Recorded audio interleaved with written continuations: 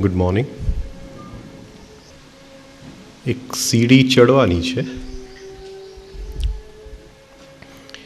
એ સીડી છે આપણા હોવાપણાની સીડી,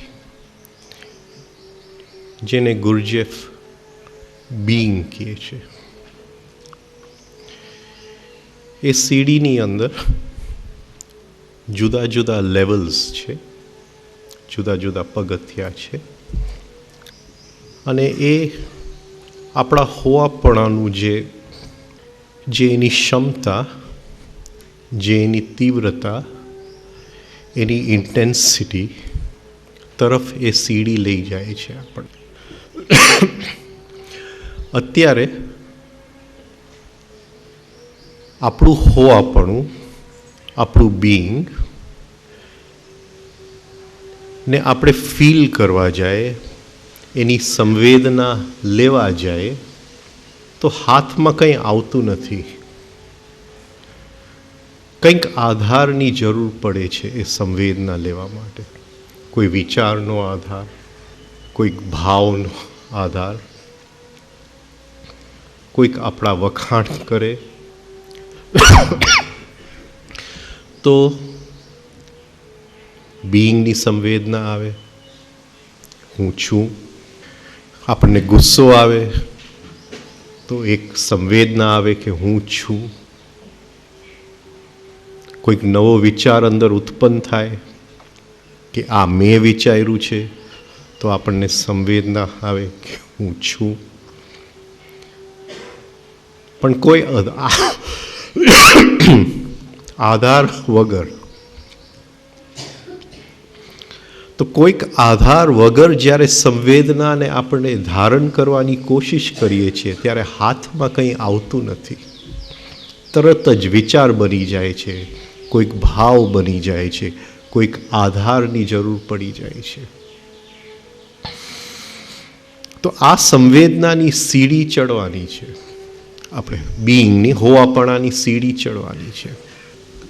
હવે એ જે લેવલ્સ છે એ સીડી ઉપર, એ શું કહે છે? એ કહે છે કે આપણું જે હોવાપણું છે, એનું જે ઓરિજિનલ રૂપ છે, એ દિવ્ય છે, એ આત્મા છે, એ પરમાત્મા છે. અને એ તરફ આપણે આ સીડી ચડીએ છીએ. પણ એ સીડી ક્યાં છે? કયા આયામમાં છે? તો આપણે જોશું કે એ જે સીડી છે એ એવા આયામમાં છે જેની અંદર આપણે એક ક્ષણ માટે રહી શકતા નથી.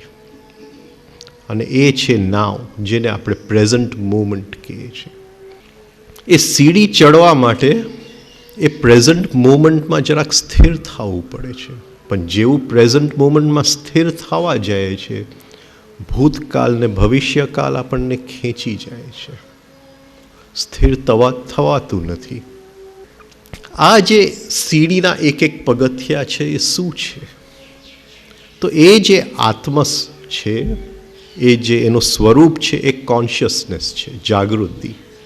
તો આ જે સીડી છે એ કોન્શિયસનેસના અલગ અલગ લેવલ્સ છે. ધીમે ધીમે પૂર્ણ કોન્શિયસનેસ, તો એ જે સ્વરૂપ છે એની અંદર આપણે સમાઈ જાય. તો આ લેવલ્સ ઓફ કોન્શિયસનેસ, એને ગુરજેફ લેવલ ઓફ બીઈંગ કહે છે. તો આ જે કોન્શિયસનેસ જે છે, જે આત્મ સ્વરૂપ છે, આત્મ તત્વ છે, એને શેનાથી ધારણ થાય? શિવને જોવા માટે શેની જરૂર પડે? તો શિવને જોવા માટે પાર્વતીની આંખની જરૂર પડે. એ જે પાર્વતીની આંખ છે, જેને થકી આપણે શિવને જોઈ શકીએ છીએ, એ જે માધ્યમ છે જેના થકી આપણે કોન્શિયસનેસને ધારણ કરી શકીએ છીએ, જે કોન્શિયસનેસને રોકી શકે છે, એને તાવડીયાજીએ નામ આપ્યું માઇન્ડ, યુનિવર્સલ માઇન્ડ, મન. તો એ જે આત્મ તત્વ છે એને ડાયરેક્ટલી જણાતું નથી. કોઈક આધારની જરૂર પડે છે, કોઈક માધ્યમની જરૂર પડે છે, કોઈક અરીસાની જરૂર પડે છે એને જોવા માટે, અને એ મનનો અરીસો છે. તો આ મન શું છે જેના આધારે એ આત્મતત્વને આપણે ઓળખી શકીએ,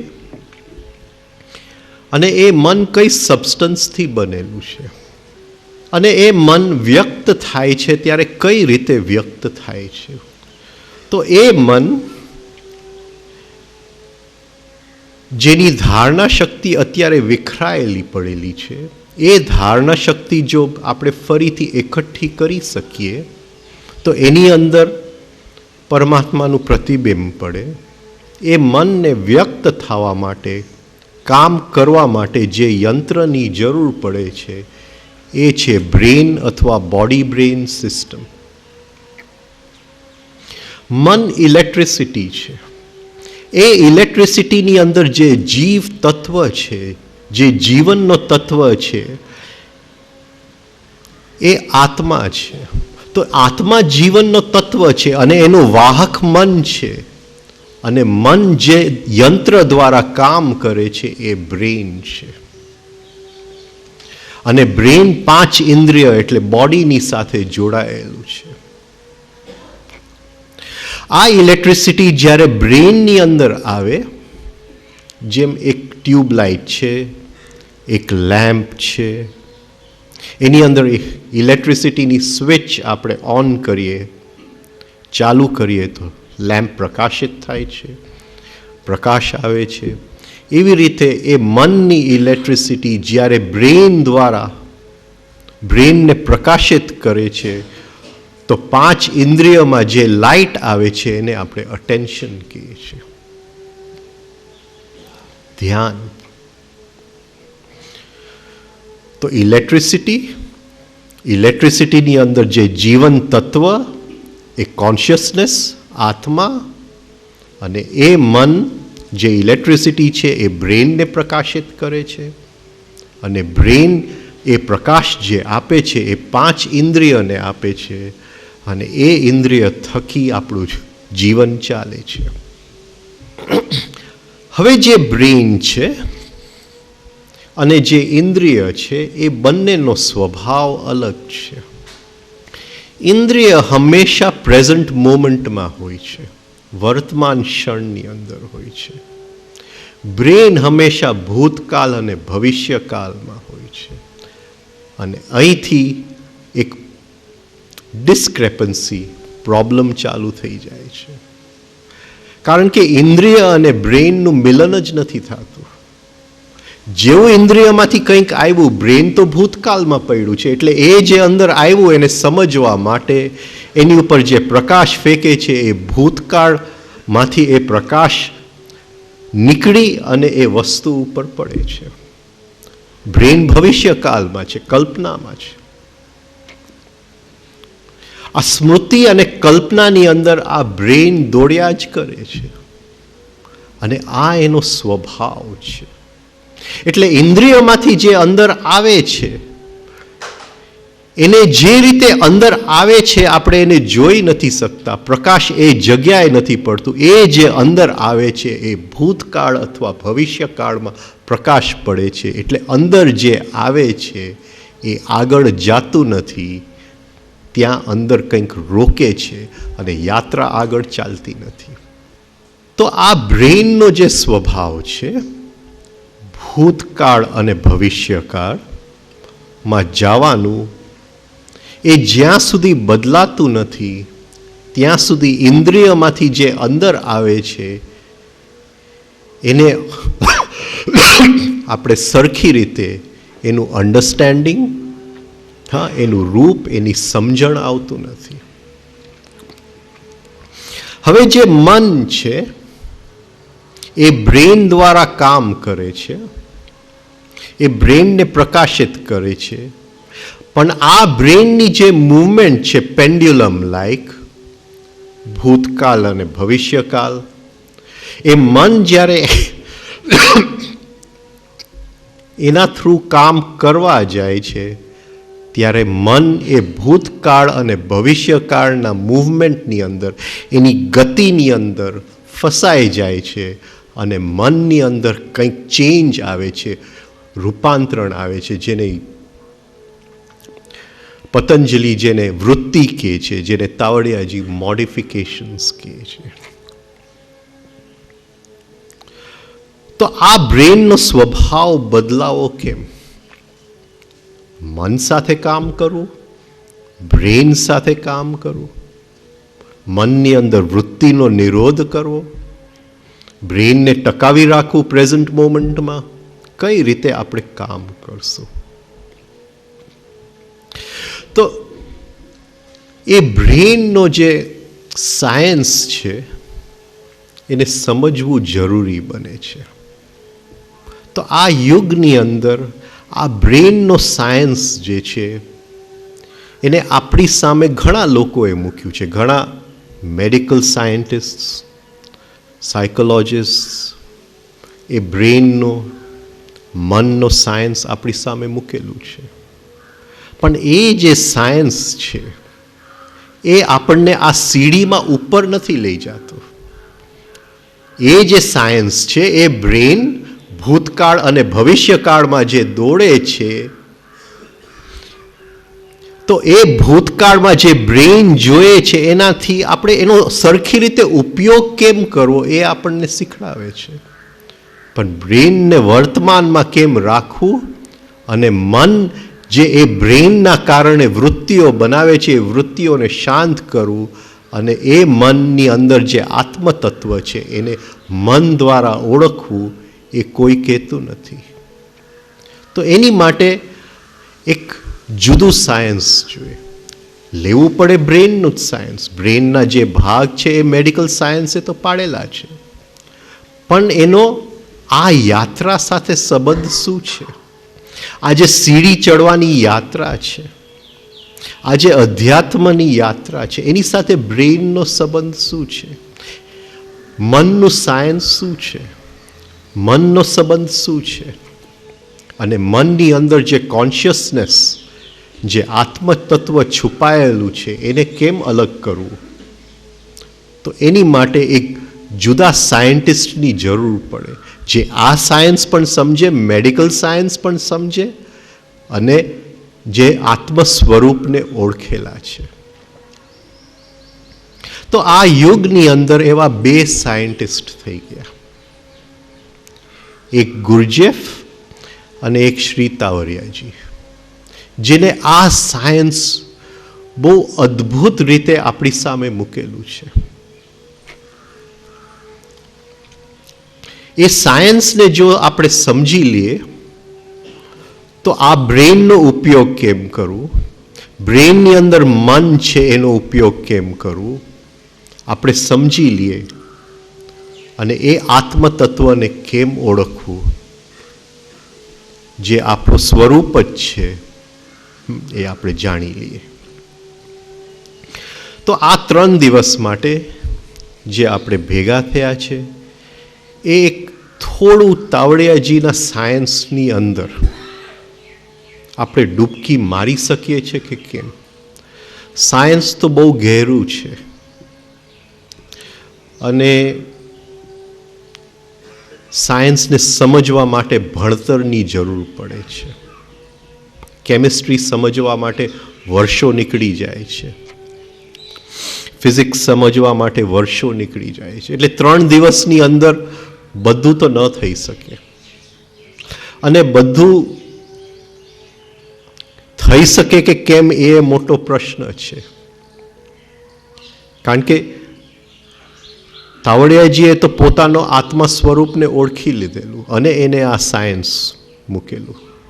જ્યારે આપણે આ સાયન્સને સમજવા જાય છે ત્યારે આપણામાંથી કોઈએ આપણા આત્મા સ્વરૂપને ઓળખ્યું નથી. તો બની શકે કે આપણે થોડુંક એમાંથી કંઈક ડૂબકી મારીએ અને થોડુંક કંઈક કાઢી લઈએ એ સાયન્સમાંથી. તો એ સાયન્સનો જે નિચોડ છે યોગ સૂત્રની અંદર એ બ્રેનના ડાયાગ્રામ્સ છે. તો આ આપણે જે આ વખતે નક્કી કર્યું છે કે આ શિબિર થોડું આ બ્રેનના ડાયાગ્રામ શું છે એની અંદર આપણે જરા ડૂબકી મારીએ, શું તાવડિયાજી કહેવા માંગે છે. એ ડાયાગ્રામ્સ બધાને આપ્યા નથી અને આ બોર્ડ ઉપર મૂક્યું હતું. હવે તાવડિયાજીનું જે સાયન્સ છે એનું બેઝિક આપણે એક વસ્તુ સમજવાની કોશિશ કરીએ.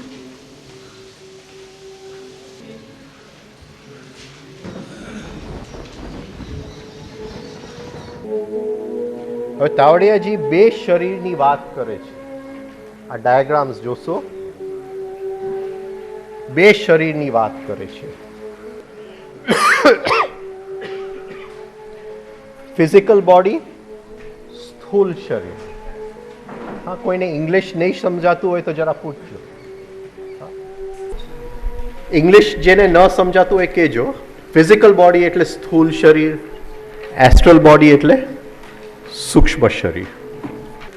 હવે ગુરજેફ કહે છે કે ફિઝિકલ બોડીમાં ફૂડ આવે છે, જે ખોરાક આપણે ખાઈએ છીએ. એ આપણે જોશું કે એ ખોરાક આગળ જઈને શું બને છે. પછી ગુરજેફ કહે છે કે બીજો ખોરાક આવે છે જેને આપણે શ્વાસ કહીએ છીએ, એર. અને ત્રીજું એ કહે છે જેને આપણે 5 ઇન્દ્રિયોમાંથી જે અંદર ઇમ્પ્રેશન્સ આવે છે એ ગુરજેફ. આ 3 જાતના ખોરાક ફિઝિકલ બોડીમાં આવે છે. ઇમ્પ્રેશન્સ એટલે ઇન્દ્રિય હર ક્ષણે કંઈક અંદર લઈ રહ્યું છે. ગુરજેફ કહે છે કે એસ્ટ્રલ બોડીની અંદર આ જે ઇમ્પ્રેશન્સ આવે છે એમાંથી નોઈંગ, જાણવું. આ જે એર આવે છે એમાંથી એનર્જી, અને આ જે ફૂડ આવે છે એમાંથી સેક્સ એનર્જી. રાઈટ. હવે થોડુંક આને આપણે જુદી રીતે સમજી લઈએ.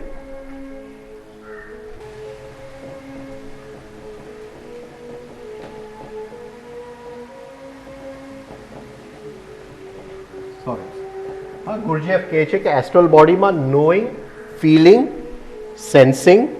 એની માટે ગુરજેફે 3 કેન્દ્ર બનાવ્યા: intellectual centre, emotional centre, instinctive centre, instinctive moving centre. હવે આ જ વસ્તુ થોડીક તાવડિયાજીની ભાષામાં સમજવાની કોશિશ કરીએ. આ જ વસ્તુ તાવડિયાજી કહે છે, પણ શરૂઆતની અંદર એ 3 નથી લેતા, એ 2 જ લે છે. એ કહે છે કે જે ફિઝિકલ ફૂડ છે, એટલે અહીંયા ફૂડ, જેમ સ્થૂળ શરીરમાં આપણે ખોરાક ખાઈએ છીએ એમ એસ્ટ્રલ બોડીમાં ઇમ્પલ્સિસ. એ કહે છે કે જે ઇન્દ્રિયોમાંથી ખોરાક જે અંદર આવે છે, 5 ઇન્દ્રિયો, જે આપણે સેન્સિંગ જેને ગુરજેફ કહે છે, પણ એ સેન્સિંગ જે છે એ એક જાતનું પ્રાણ છે, એક જાતનું ઇલેક્ટ્રિસિટી છે. એ ઇમ્પલ્સિસ લઈ આવે છે. એટલે જેમ અહીંયા આપણે ખોરાક ખાઈએ છીએ એમ આપણું સૂક્ષ્મ શરીર શું ખાય છે? એ ઇમ્પલ્સિસ ખાય છે. ફિઝિકલ બોડીમાં જેમ એર છે એમ સૂક્ષ્મ શરીરમાં. હવે આ એને ફરક કેમ કર્યો? કોઈ કહી શકે? કોઈ કહી શકે કે કેમ કર્યો એને? આ ફરક કેમ પાડ્યો એને? આ સમજાય છે બધાને? જરા અઘરું છે. સાયન્સનો ક્લાસ કરવો એટલે મગજનો દુખાવો છે, મને ખબર છે. રાઈટ. આ ફરક એને શું કામ પાડ્યો હશે? એટલે આ એની એક પોતાની એક આગવી દ્રષ્ટિ છે. કઈ ગુરજેફથી જુદું નથી. રસ્તો તો ત્યાં જ લઈ જાય છે આપણને, પણ એક આગવી દ્રષ્ટિ છે, કારણ કે એ પોતે ઋષિ છે. અને ઋષિ એટલે એ તમને આપણા હાથ પકડી અને જે સ્થિતિ એને જાણી છે, હા, જે અંદર એને સમજ્યું છે એ સ્થિતિ તરફ આપણને લઈ જવા માંગે છે. તો એને આ જે કર્યો ફરક શું કામ કર્યો? કેટલા લોકો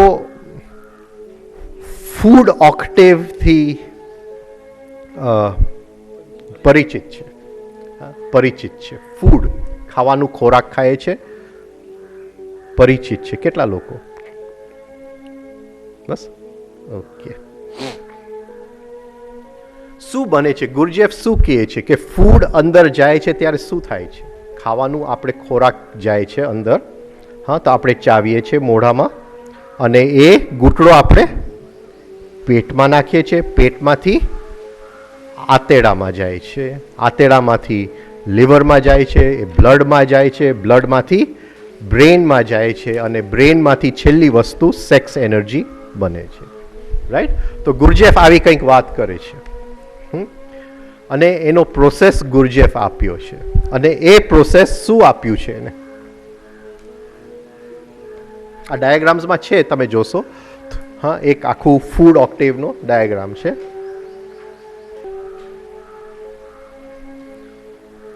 આ ફૂડ, હા, પેટમાં જાય છે.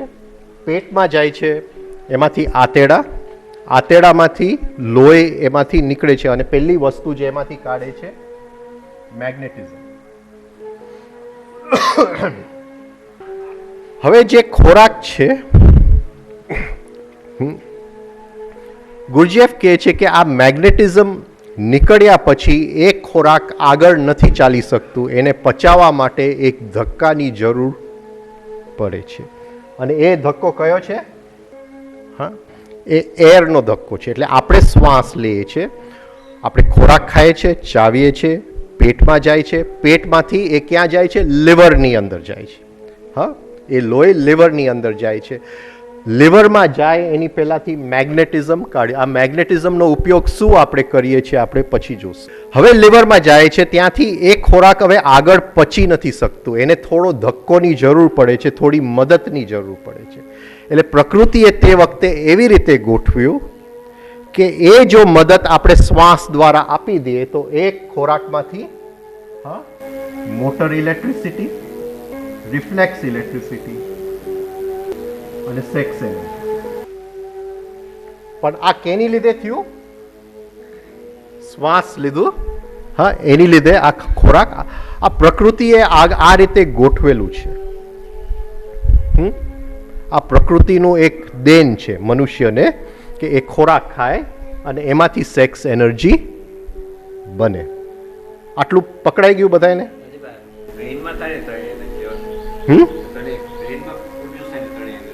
આ બે બ્રેઇનમાં, આ બ્લડ સિસ્ટમમાં સેક્સ નીચે લઈ જાય છે, સેક્સ સેન્ટર. રાઈટ? ઓકે. કારણ કે આખું તાવડિયાજીનું સાયન્સ જે છે એનો પાયો છે 3 સ્ટેપ રિધમિક બ્રીધિંગ. અને એને કઈ રીતે એની શોધ કરી એ થોડુંક તમારી સામે મારે મૂકવું છે. એ કંઈક અદ્ભુત રીતે એને એની શોધ કરી છે. તો આપણે જોયું કે જે ખોરાક આપણે ખાધો મોઢેથી, હા, એને પચાવવા માટે કોને મદદ કરી? શ્વાસે. હવે આપણે પહેલા જોઈ ગયા ફિઝિકલ બોડી, એની અંદર ખોરાક, ફૂડ, અને બીજું કયું? એર. એનો ખોરાક શું છે? ઇમ્પલ્સ. હવે આ ઇમ્પલ્સિસ જે 5 ઇન્દ્રિયમાંથી અંદર આવે છે એ પચતા નથી. એ તરત જ રિએક્શનમાં બહાર નીકળી જાય છે. હજી તો હું કંઈક જોઉં છું, કાં તો એ મારી સ્મૃતિમાં જાય છે, કાં તો મારા ઇમેજિનેશનમાં જાય છે. એ જેવું છે હું જોઈ શકતો નથી. શું કામ જોઈ શકતો નથી? કારણ કે બ્રેનનો એક સ્વભાવ છે ભૂતકાળ અને ભવિષ્યકાળ માં દોડવું. એટલે એ જે ઇમ્પલ્સ અંદર આવે છે ઇન્દ્રિયોમાંથી એ પ્રેઝન્ટ મોમેન્ટમાં આવે છે, પણ બ્રેન હંમેશા આગળ કે પાછળ, ત્યાં બેવનું મિલન થતું નથી. રાઈટ? હવે અહીંયા ગુરજેફે શું કીધું કે એ જે મન જે છે એને આપણે કોઈ ટેકનિકથી ત્યાં રોકી રાખીએ. ક્યાં? ભૂતકાળમાં એ નહીં, ભવિષ્યકાળમાં એ નહીં, એને ત્યાં રોકી રાખીએ. અને એ જે બહારથી ઇન્દ્રિયમાંથી અંદર આવ્યું છે અને મન ત્યાં એને લેવા માટે તૈયાર છે. અત્યાર સુધી શું હતું? મન કાં તો ભૂતકાળમાં કાં તો ભવિષ્ય. હવે એ લેવા માટે તૈયાર છે. તો જેમ ખોરાક પચે છે એમ એ ઇમ્પલ્સ, એ ઇમ્પ્રેશન ફૂડ અંદર પચતું થાય. એટલે ગુરજેફે એવી ટેકનિક આપી જેને એને સેલ્ફ રિમેમ્બરિંગ કીધું, કે ત્યાં હાજર થવું. એનું નામ એને શું કીધું? Self remembering. પણ સેલ્ફ રિમેમ્બરિંગ એટલી ઇઝી નથી. એટલે એને કીધું કે સેલ્ફ રિમેમ્બરિંગ સુધી પહોંચવા માટે પહેલાં સેલ્ફ ઓબ્ઝર્વેશનમાંથી પસાર થવું પડે. હવે આપણે અહીંયા જોયું કે આને આ ધક્કો લાગે છે એ કુદરતી લાગે છે. તાવડિયાજીએ શું કીધું કે જેમ આ ફિઝિકલ બોડી ફૂડ લે છે અને એર લે છે અને એરનો ધક્કો ફૂડને લાગે છે, એવી રીતે આપણે ડાયરેક્ટલી પ્રાણનો ધક્કો આને લગાડી શકીએ તો આ આગળ જાય. હવે કંઈક સમજાય છે ઉસે કે કહેવા માંગુ છું? કારણ મેં ખોરાક ખાધો, ફૂડ ખાધો, એ ફૂડને કોણ ધક્કો મારે છે? એર. પણ અહીંયા જે ઇમ્પલ્સીસ અંદર આવે છે એને ધક્કો લાગતો નથી. ધક્કો શું કામ નથી લાગતો? તો ત્યાં મન એને કોઈ હાજરી નથી એને લેવા માટે. બરાબર?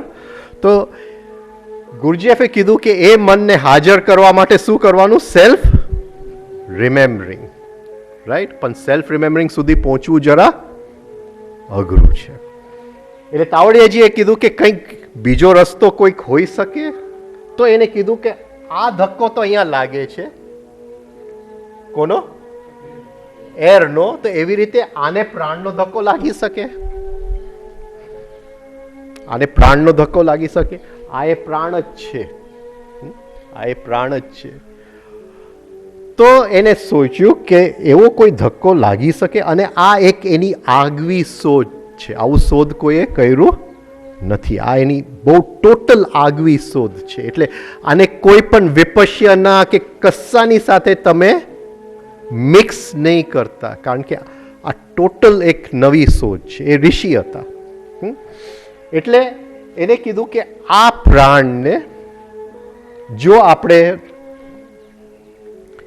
એવી રીતે રિધમ આપી દઈએ. અને કઈ જાતનું રિધમ? કઈ જાતનું રિધમ? એવું રિધમ કે જે મન છે, મન જે બ્રેનની સાથે ભૂતકાળ ને ભવિષ્યકાળમાં જાય છે, એ મન થોડું સ્થિર થઈ જાય અને એ રિધમને એવી સ્પીડ આપી દે કે ફિઝિકલ બોડી અને એસ્ટ્રલ બોડી કમ્બાઈન થઈ જાય. એટલે એ જે મન દોડતું હતું ત્યાં ઓટોમેટિકલી હાજર થઈ જાય. આ એક એની આગવી શોધ છે કે એ પ્રાણમાંથી જો આપણે જઈએ તો એ જગ્યાએ આપણે પહોંચી શકીએ, જ્યાં ગુરજેફ કહે છે કે સેલ્ફ રિમેમ્બરિંગની જરૂર છે. એટલે આ એની ટોટલ એક આગવી શોધ છે. એની માટે એને 3 સ્ટેપ રિધમિક બ્રીધિંગ આપ્યું. એટલે રિધમિક બ્રીધિંગ એવી વસ્તુ છે કે આપણને ધીમે ધીમે એ જ સેલ્ફ રિમેમ્બરિંગ અને સેલ્ફ ઓબ્ઝર્વેશનની સ્થિતિ તરફ લઈ જાય. જો ન લઈ જતું હોય તો ક્યાંક આપણે કરવામાં ભૂલ છે. એટલે આની અંદર મહેરબાની કરીને શું કહે, એક ડોગમા ઉત્પન્ન નહીં કરતા કે ખાલી 3 સ્ટેપ કરીએ એટલે બધું થઈ જશે. 18 વર્ષથી બધાય 3 સ્ટેપ કરે જ છે અને 18 વર્ષમાં કોઈનો ગુસ્સામાં સેજ પણ ફરક આવ્યો નથી. કોઈના ઇરિટેશનમાં સેજ પણ ફરક આવ્યો નથી. આ એક એની આગવી સોચ છે, તો એનો ઉપયોગ આપણે કરવો જોઈએ. પણ એમાંથી એક ધર્મ નહીં બનાવતા કે આ કરીએ એટલે બીજું કંઈ કરવાની જરૂર નથી, તો મન સાંકડું બની જશે. હા, રાઈટ. સેલ્ફ ઓબ્ઝર્વેશન તો કરવું જ પડશે. પણ આ એક એને યુક્તિ બતાવી છે જે આપણને સેલ્ફ ઓબ્ઝર્વેશનમાં એકદમ સ્પીડમાં લઈ જાય છે. એટલે એ રિધમિક બ્રીધિંગ 2 કલાક, 4 કલાક, 10 કલાક, 15 કલાક, 18 કલાક, 24 કલાક આપણે કરતા જાય તો મન ધીમે ધીમે જે બ્રેનની સાથે ચોટેલું છે અને બ્રેન ભૂતકાળ અને ભવિષ્યકાળમાં જાય છે, એ મન થોડું અલગ પડી જાય. એ મન થોડો અલગ પડી જાય તો મનનો સ્વભાવ શું છે આપણે જોઈ. મનનો સ્વભાવ જોવું એનું નામ છે સેલ્ફ ઓબ્ઝર્વેશન. રાઈટ. એટલે એ મનનો સ્વભાવ ઓળખાય તો આપણને ખબર પડે કે એ મન રિએક્શનની અંદર કેમ રહે છે. એ મનને રિએક્શનમાંથી મુક્ત કરી દે તો એ મન રિએક્શનમાંથી મુક્ત થાય તો એ આત્મતત્વ જે ધારણ કરેલું છે એની અંદર એનું એક સંવેદના આવે, એક ઓળખ આવે. તો આ જસ્ટ કે એમને આ 3 સ્ટેપ કઈ રીતે કર્યું, હા, શેની માટે કર્યું, આ થોડી ઓળખ